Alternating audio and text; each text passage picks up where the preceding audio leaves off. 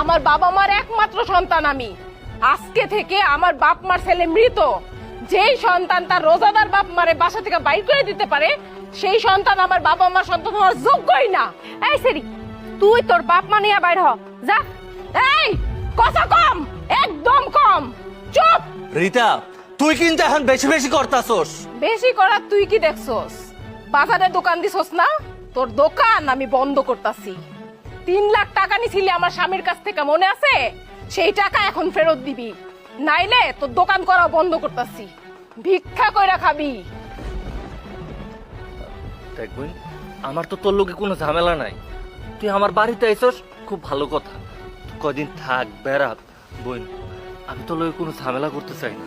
ঝামেলা নাই না? বাপ মার লগে ঝামেলা কইরা বোনের লগে ঝামেলা নাই, এই কথাগুলো কইতে লজ্জা লাগে না?